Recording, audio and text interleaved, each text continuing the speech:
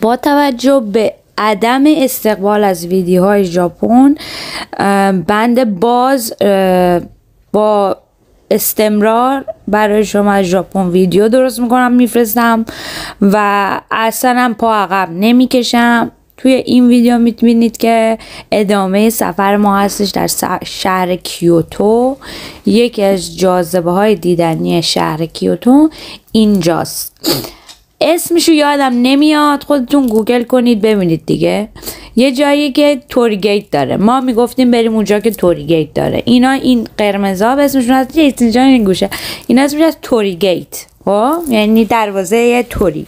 بعد این معبده پایین کوه معبده، بعد همینطوری تا بالای کوه تا نوک قله اینطوری پشت سر هم توریگیت گذاشتن. اولش که میری ملت خیلی هیجان زده هستن و اینا، اجازه نمیدن که آدم درست یه راه بره، همه وایسادن دارن عکس میگیرن.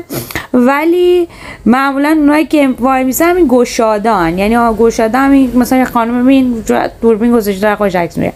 تو مرحله های اولیه گشاده که خسته میشن و برمیگردن. ولی ما چون ورزشکار بودیم همینطوری هی رفتیم هرچی که رفتیم بالاتر چی شد؟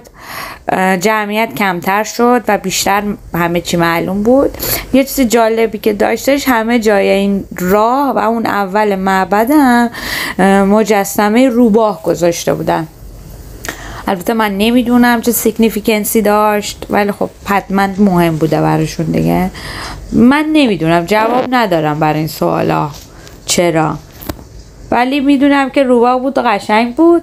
بعد آره همینطوری که میرفتی بالاتر خلاصه خلوت میشد، ولی همینطوری که میرفتی بالاتر سخت‌تر و سخت‌تر میشد بالا رفتن، برای اینکه هی سربالایی بود.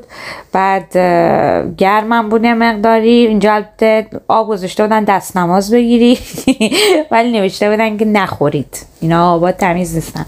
قبلا که آب لوله کشی نبوده، ملت میخواستن برن زیارت اونجا داخل ببندن، تو راه میرفتن آب میخوردن. ولی الان دیگه آب لوله کشی میگم اینجا هیچکی نیست، بالاش که میرسیده دیگه هیچکی نه. خلاصه الان دیگه معمولا نوشتن که این آبا پاکیزه نیست، تصفیه شده نیست، نخورید.